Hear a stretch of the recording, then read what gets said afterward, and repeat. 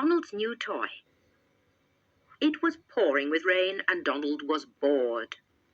Huey, Louie, and Dewey were quite happy to stay in and read their comics, but it was difficult to concentrate with Uncle Donald pacing up and down. "I know," exclaimed Donald. "I'll take you to the toy shop and buy you each a new toy." "And one for yourself," said Huey as they went out. "Oh, don't be silly," snapped Donald. "I don't play with toys." In the toy shop, Huey picked a racing car and Louie chose a computer game.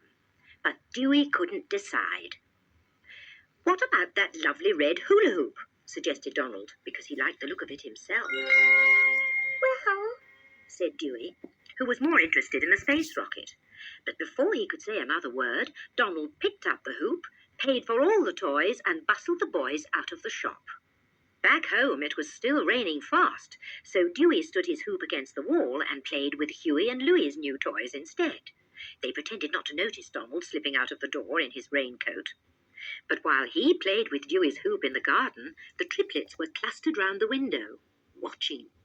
They giggled as he spun the hoop and wriggled his hips.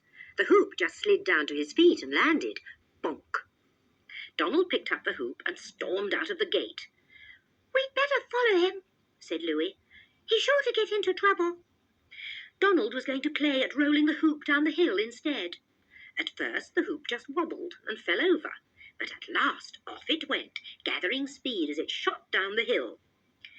"That's the end of that," groaned Dewey as the hoop whizzed by their hiding place with Donald puffing down the hill a long way behind it. "He'll never get it back now." On went the hoop, straight down the main street, and then it crashed into a man who'd just come out of the jeweller's shop and knocked him over. "Oh, no!" groaned the triplets. But when they saw lots of sparkling jewels lying scattered all over the pavement, they gasped in surprise.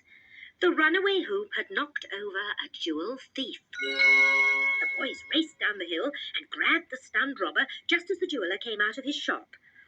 "Well done, boys," he beamed. "How clever to use your hoop like that. I think you deserve a reward." But at that moment, Donald came puffing up. "It's my hoop, actually," he said, and before the surprised jeweller could protest, he pocketed the reward money and made off down the street. The triplets hurried after him and saw him go into the toy shop. "Maybe he's buying us another present," said Dewey hopefully, as they peered through the window. "No such luck," groaned Louie. "Just look, he's used the reward money to buy himself a pair of roller skates."